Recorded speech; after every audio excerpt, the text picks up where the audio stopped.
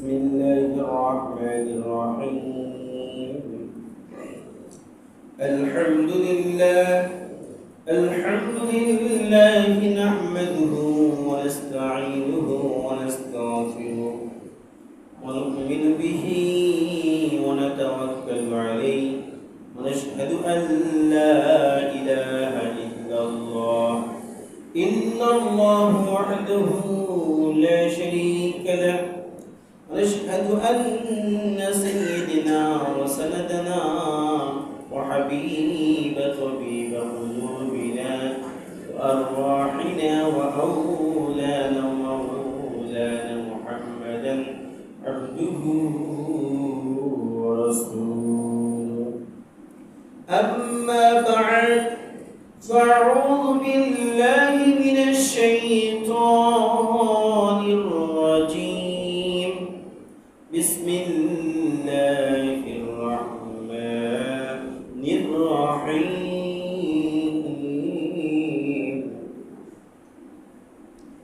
والذين لا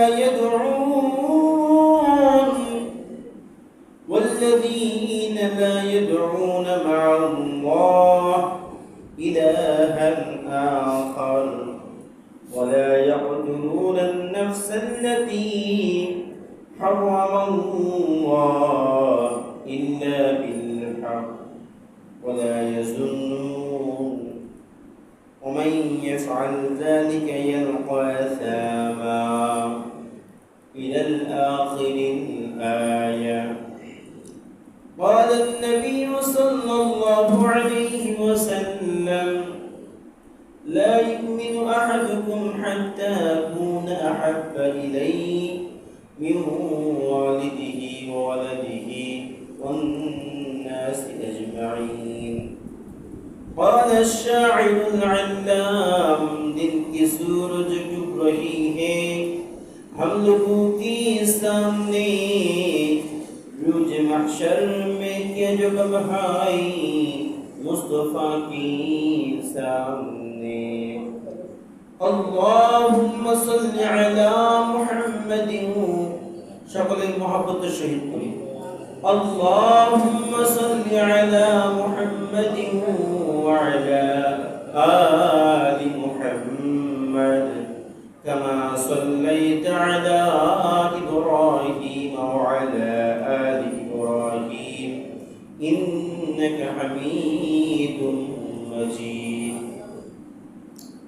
اللهم بارك على محمد وعلى آل محمد كما باركت على إبراهيم وعلى آل إبراهيم إنك حميد مجيد. الحمد لله লাখো কোটি কালিমাত শুকর মহান আল্লাহ জাল্লা শানুহু আযজা ওয়া জাল আম্মা নাওয়ালুহু তিনার শাহী দরবারে, যিনি মহিয়ান গরিয়ান রব্বি করিম আযজা ওয়া জাল, যিনি আমাকে আপনাকে আজকের এই সময়ের পর্যন্ত হায়াতের বুঝিকে বৃদ্ধি করে দিয়ে তিনার পবিত্র ঘর জামি মসজিদে এসে নামাজের জন্য উপস্থিত হওয়ার তৌফিক ফরমায়েছেন। এই জন্য হৃদয়ের গভীর থেকে গহীন থেকে ভালোবাসা নিঃসৃত কণ্ঠে শুকরিয়া জ্ঞাপন করি। আলহামদুলিল্লাহ। নবী কুলের শিরোমণি সাইয়্যিদুল আম্বিয়া রাহমাতাল লিল আলামিন, দুই জাহানের সরদার সরকারে কায়নাত নবী মুহাম্মদুর রাসূলুল্লাহ সাল্লাল্লাহু আলাইহি ওয়াসাল্লাম, তিনার প্রতি অজস্র ভালোবাসার সহিত মিশ্রিত কণ্ঠে আমরা সকলেই মিলে একবার রাসূলের প্রতি দরুদ পড়ি সাল্লাল্লাহু আলাইহি ওয়াসাল্লাম। মুআজ্জাজ মুকাররম, আমাদের আলোচনা চলতেছিল সূরা ফুরকানে আল্লাহ রাব্বুল আলামিন রহমানের বান্দা তথা আল্লাহ তাআলার প্রিয় বান্দা তাদের 12টি গুণ যে আলোচনা করেছেন। ইতিমধ্যে গত জুমায় আমরা 6টা গুণ আলোচনা করেছি, আর বাদ বাকি থাকে 6টা। এই 6টি গুণ আল্লাহ যদি তৌফিক দান করে ইনশাআল্লাহ আমরা আলোচনা করব, এবং এই গুণ গরিমায় যেন আল্লাহ তাআলা আমাকে আপনাকে সকলকে ভরপুর করে দেয় এবং সেই গুণ গরিমার যেন অধিকার হইতে পারি। সবাই বলুন আমিন। তো আল্লাহ তাআলা বলতেছেন যে والذين لا يدعون مع الله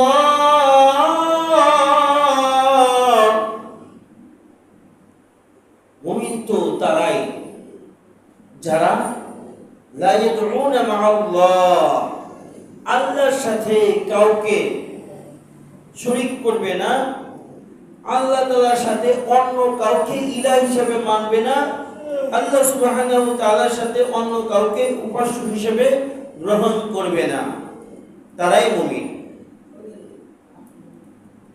يقتلون النفس التي حرم الله إلا بالحق ولا يزنون। আল্লাহ তাআলা বলতেছেন যে কোন ব্যক্তিকে হত্যা করা যেটা আল্লাহ তাআলা নিষেধাজ্ঞা জারি করেছে, কোন প্রাণকে হত্যা করা আল্লাহ নিষেধাজ্ঞা জারি করেছে, হারাম ঘোষণা করেছে, সেই কাজ তারা করবে না।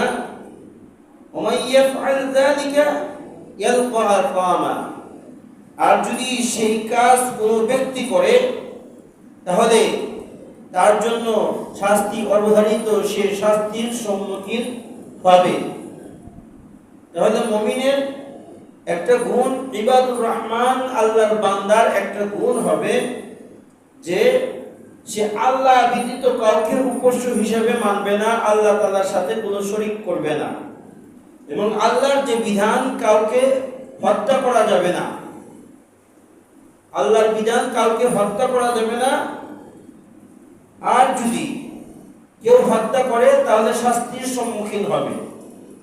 মুমিন সে তো কোরআন এবং হাদিস যে সীমানা নির্ধারণ করেছে সে নির্ধারণ অনুযায়ী সে পালন করবে, তথা আল্লাহ তাআলার হুকুম পালন করবে।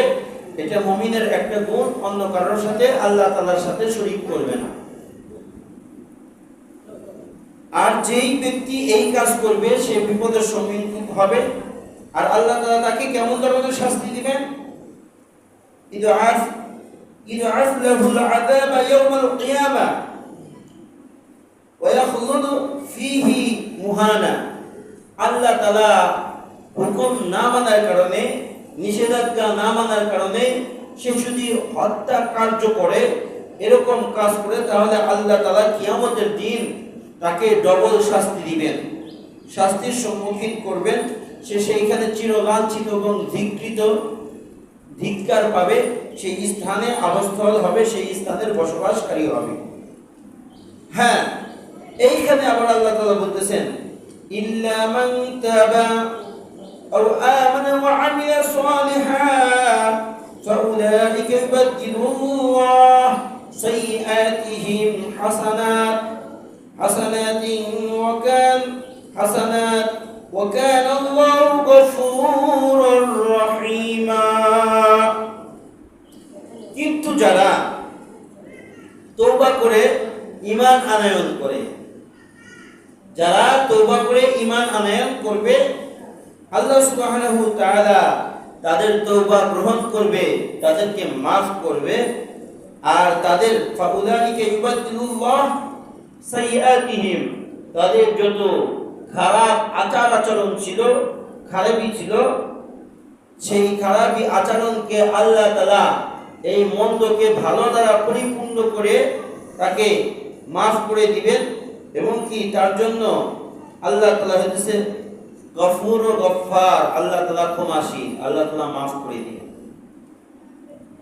আজ এই আয়াত থেকে আমরা বুঝতে পারছি যে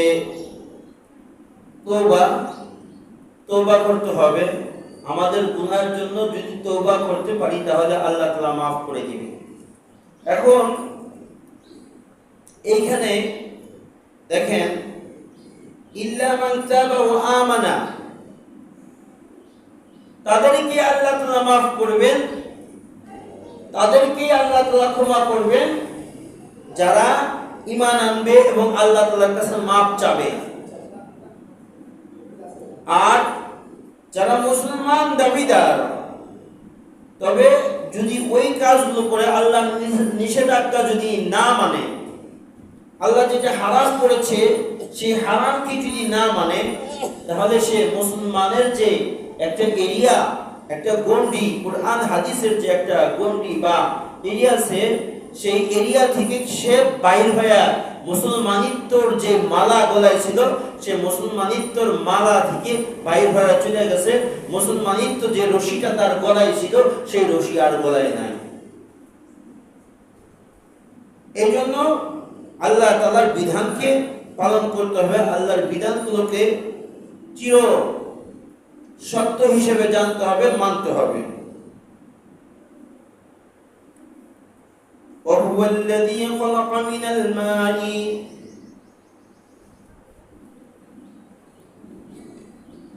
আর আল্লাহ সুবহানাহু ওয়া তাআলার যেই বান্দাগুলো, তার গুণের ভিতরে আরেকটা গুণ হবে ومن تاب وعمل صالحا فإنه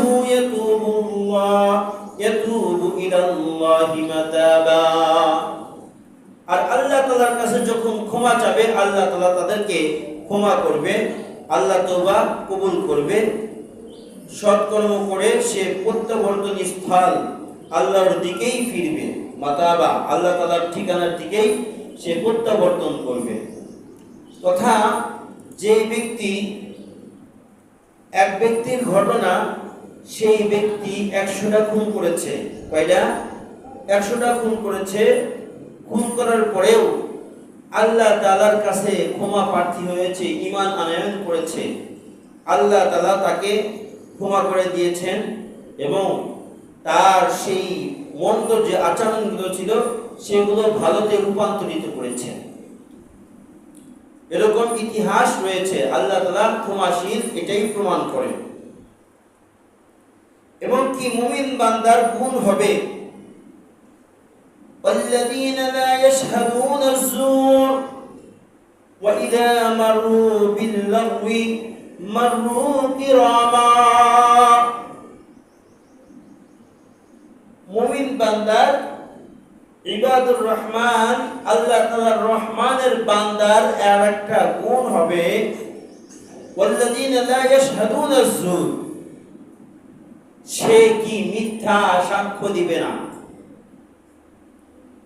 লা ইয়াশহাদুনা, সে সাক্ষ্য দিবে না। মুমিন বান্দা কখনোই মিথ্যা সাক্ষ্য কারো ব্যাপারে দিবে না, কখনোই ব্যভিচারের সাক্ষ্য দিবে না, কখনো ব্যভিচারের পক্ষ নিবে না, কখনো অন্যায়, জুলুম, অত্যাচার এদের বিরুদ্ধে, এদের পক্ষে সাক্ষ্য দিবে না। والذين لا يشهدون الزور, এখানে জোর দ্বারা মিথ্যাকে বোঝানো হয়েছে। জোর দ্বারা গান বাজনা, অশ্লীলতা, বেহায়াপনাকে বোঝানো হয়েছে। আর মুমিন বান্দা কি বেহায়াপনা, নাচ গান ইত্যাদি এর কাছে ভিড়বে না, যাবে না। এখানে তাফসীরের কিতাবে ইবনে আব্বাস রাদিয়াল্লাহু তাআলা আনহু বর্ণনা করেন যে আয-যুর শব্দের দ্বারা অমুসলিম, হিন্দু, খ্রিস্টান, নাচারা, কাফের যারা, তাদের ধর্মীয় উৎসবকে বোঝানো হয়েছে। এখন আমরা যারা, সামনেই আসবে 12 মাসের 13 পূজা, হিন্দুদের যে পূজার অনুষ্ঠান আসবে সামনে, সেই পূজার অনুষ্ঠানে যদি দেখতে যায় বা আনন্দ উপভোগ করতে যায়, সে কি মুসলমান থাকবে কি থাকবে না? সে মুসলমান থাকবে না। কিসের ভাষায়? যে ওয়াল্লাযীনা লা ইয়াশহাদুনা আয-যুর, যে কোন মুমিন বান্দা, আল্লাহ তাআলার রহমতের বান্দা, সে কখনো মিথ্যা সাক্ষী দিবে না, কোনো নাচ গান ইত্যাদি অনুষ্ঠানে যাবে না, এবং কি কোনো ইহুদি খ্রিস্টানের ধর্মীয় উৎসবে সে অংশগ্রহণ করবে না।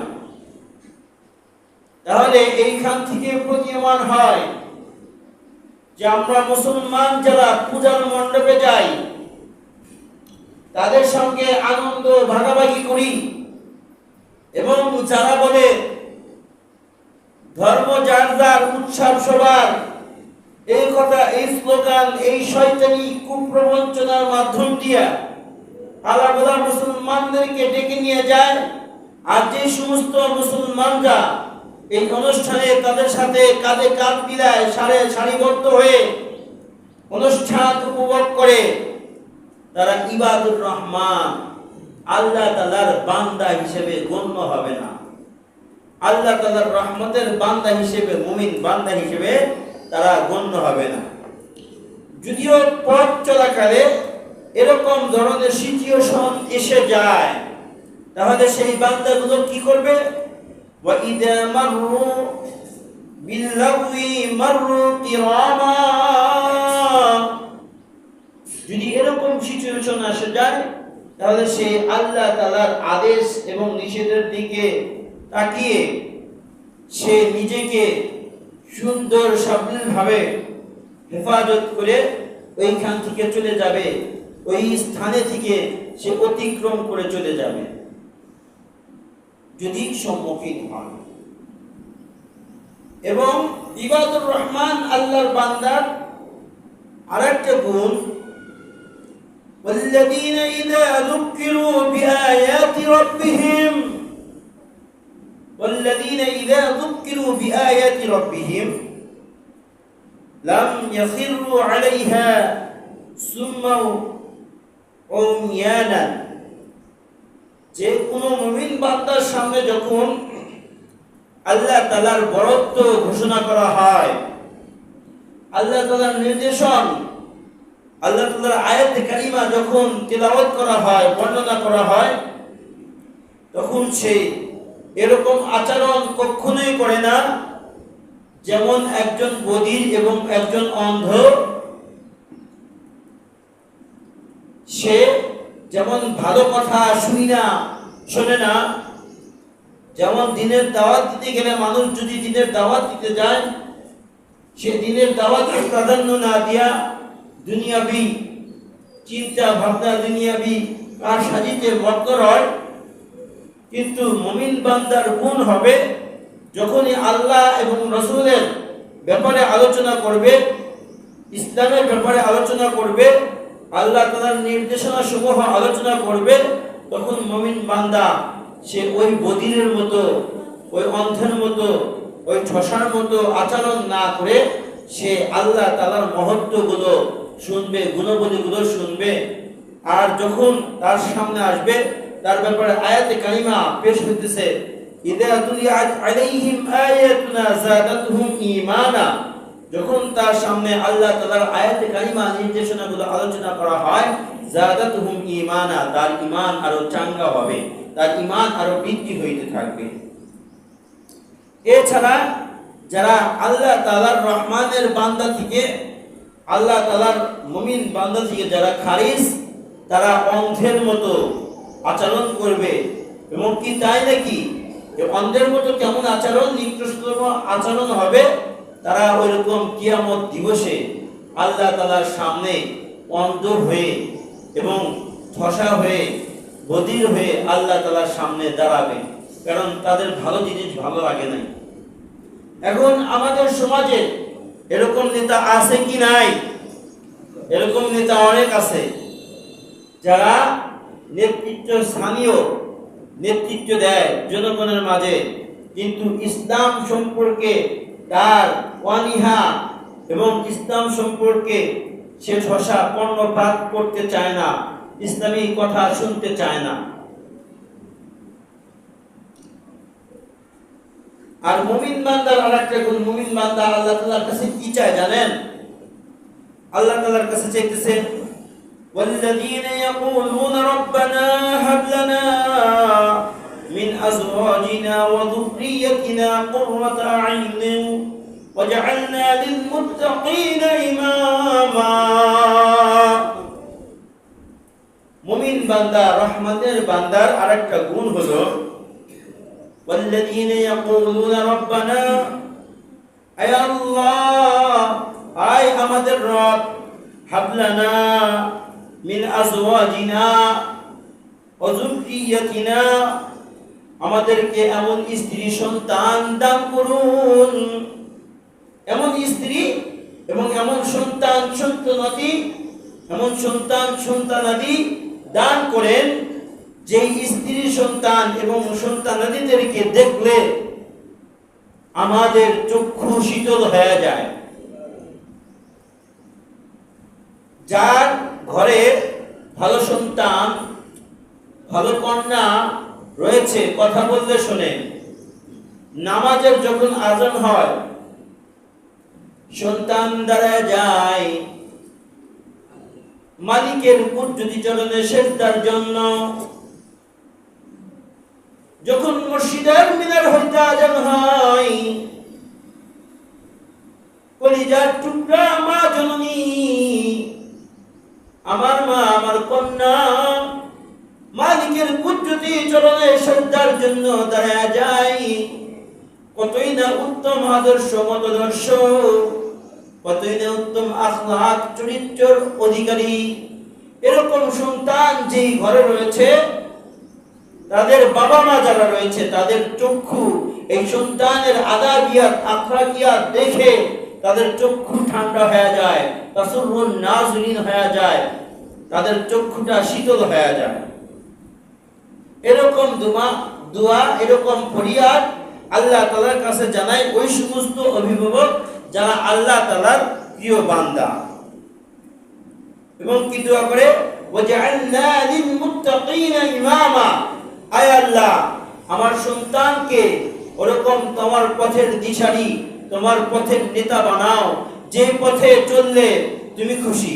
যেমন আমরা সূরা ফাতিহায় পড়ি, ইহদিনাস সিরাতাল মুস্তাকিম, আয় আল্লাহ আমাদেরকে সরল সঠিক পথের দিশা দেখাও, সরল সঠিক পথে চালাও। সিরাতাল লাযীনা আন'আমতা আলাইহিম, এমন পথ যেই পথের পথিকদেরকে তুমি নিয়ামত দান করেছো। গায়রিল মাগদুবি আলাইহিম ওয়ালাদ-দাল্লিন, এমন পথে পরিচালনা করো না যেই পথের পথিকরা অভিশপ্ত, তোমার থেকে বদদুয়া প্রাপ্ত, যাদেরকে তুমি অভিশপ্ত জিন্দেগি দান করেছো, এরকম পথে পরিচালনা করো। এই জন্যই বলা হয়েছে আল্লাহর হুকুম এবং নবীর তরিকা এর ভিতরেই শান্তি। আল্লাহর হুকুম এবং নবীর তরিকা এর ভিতরে শান্তি, কারণ মানবতার কল্যাণ, মানবতার কল্যাণের জন্যই এই কুরআনুল হাকিম অবতীর্ণ হয়েছে। যারা এই কুরআন এবং হাদিস, রাসূলের বাতলানো বাণী, রাসূলের জবান নিঃসৃত বাণী হাদিস এবং আল্লাহ তাআলার দেওয়া বিধান কুরআনকে সংবিধান রূপে মানবে, তারাই একমাত্র শান্তিতে সুখে বসবাস করবে। আর যদি এই বাণীকে না মানে, সংবিধান না মানে, তাহলে মার্বেল পাথরের ভিতরে ডবল এসি ওয়ালা রুমে থেকেও সে শান্তিতে বসবাস করতে পারবে না। যার জ্বলন্ত প্রমাণ আমেরিকা। আমেরিকা কিন্তু গণতন্ত্র বা বিভিন্ন তন্ত্র মন্ত্র নিয়ে গঠিত। কোরআনী রাজনীতিতে আমেরিকা বিশ্বাসী না, যার কারণে তাদের দেশের মানুষগুলো এমন আচরণ করে, পশুর চাইতেও, জঙ্গলি জানোয়ার এবং কুকুরের চাইতেও তারা অধম। মানবতা এত নিচে চলে গেছে তাদের। ইতিমধ্যেই সামাজিক মাধ্যমগুলোতে ভাইরাল হয়েছে, তাদের এমন আচরণ হয়েছে যে কুকুরের সাথে তারা জেনা করতেছে, নাউযুবিল্লাহ। আর যদি তারা কোরআন বুঝতো, তাদের রুচিটা এরকম হইতো না, এত তুচ্ছ রুচি তাদের মনোভাব হইতো না। এবং তারা মানবতাকে লঙ্ঘন করতেছে, যেমন ইসরায়েল ভম্পি করতেছে মা ও কচি কাঁচা ছোট ছোট মাসুম বাচ্চার উপর, আর সেটাকে পরিপূর্ণ সমর্থন দিচ্ছে আমেরিকা। এই জন্য তারা মানবতা ভুলে গিয়ে, মানব শরীর, মানব রক্ত মাংস করা যে মানব, সেই মানবতাকে তারা ভুলে গিয়েছে, পশুর চাইতে অধম হয়ে গিয়েছে। এই জন্য মুআজ্জাজ হাজরিন, কোরআনকে যখন যে কোনো রাষ্ট্র বা যে কোনো ব্যক্তি বর্গ, যেই সমাজ কুরআনকে সংবিধান রূপে মানবে, সেই সমাজের ভিতরেই জান্নাতি হাওয়া, শান্তির হাওয়া বর্ষিত হইতে থাকবে। চাই সে রিস্কাওয়ালা হোক, দিন মজুর কুলি হোক, যেটি এই কুরআনকে সংবিধান রূপে মানবে সেই শান্তিতে বসবাস করতে পারবে পৃথিবীর জমিনে।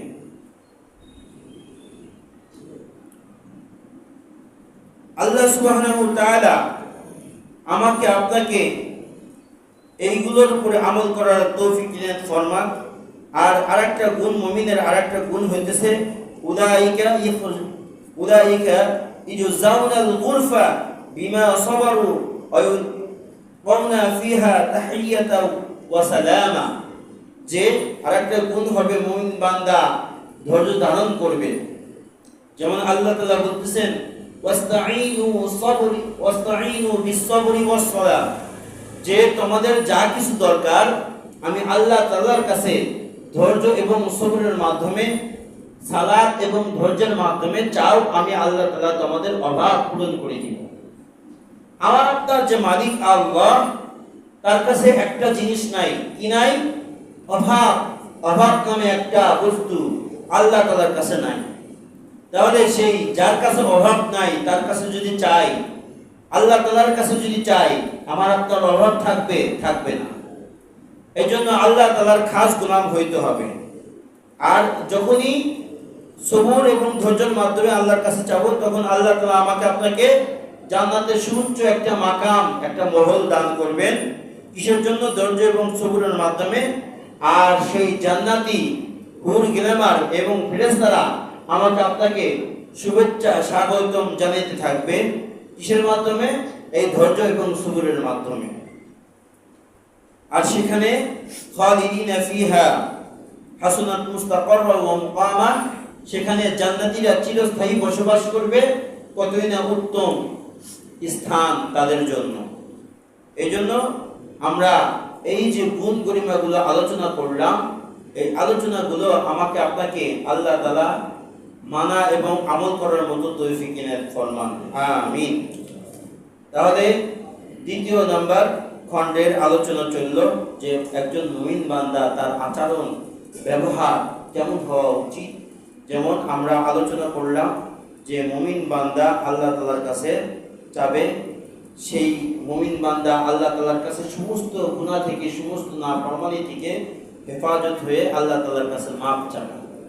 যেমন আল্লাহ তাআলা হারামাল্লাহু, যে আল্লাহ তাআলা হারাম করেছে হত্যা করা। আজ ডিজিটাল পদ্ধতিতে আমরা হত্যা করতেছি। আমার বাসায় খাবার খাবে, আর একটা সন্তান হইলে তাকে আমরা কিভাবে খাবার খাওয়াবো আমরা নিজেরাই পাই না। এরকম মনস্থ ভাব নিয়ে যারা চলেন, এই মনস্থকে, এই তুচ্ছ নীতিকে আপনারা বাদ দিয়ে সন্তান আল্লাহ তাআলা যে আপনাকে দিবেন সেই জন্য আপনার সন্তান ধারণ করবেন। অনেকে পেটের ভিতর আসার পূর্বে সন্তানকে মেরে ফেলে, বা পেটে জন্ম নিয়েছে ভ্রূণ, সেই ভ্রূণ হত্যা করে ফেলতেছেন। ডিজিটাল জাহিলিয়াত, এটা করবেন না। এইখান থেকে যারা করেছেন তারা আল্লাহ তাআলার উপর ঈমান আনবেন এবং আল্লাহর কাছে মাফ চাইবেন। দ্বিতীয় নম্বর, মুমিন বান্দা কোনো সময় মিথ্যা সাক্ষী দিবে না, এবং পূজার মণ্ডপ বা ইহুদি খ্রিস্টানের যে গান বাজনার অনুষ্ঠান, সেই অনুষ্ঠানের সঙ্গ দিবে না, এবং সেই অনুষ্ঠানে উপভোগ করার মতো সেই ক্ষমতা রাখবে না, উপভোগ করবে না। যদিও তার সামনে ওইরকম পরিস্থিতি এসে যায়, সে এই পরিস্থিতিকে ঈমান এবং তাওহীদের দিকে তাকিয়ে সে মোকাবেলা করে পাশ কেটে চলে যাবে।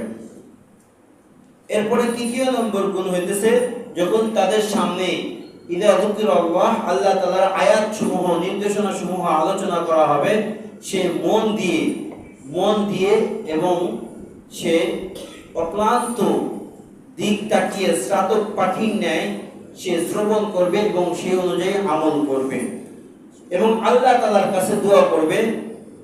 চতুর্থ নম্বর, আল্লাহ তাআলার কাছে দোয়া করবে যে আল্লাহ তুমি আমাকে এরকম সন্তান দান করো, এরকম সন্তানাদি দান করো, এরকম স্ত্রী দান করো যেই ঘরটা জান্নাত হয়ে যায় এবং যাদের আচরণের দ্বারা মন আনন্দ তৃপ্তিতে ভরপুর হয় এবং চক্ষু শীতল হয়।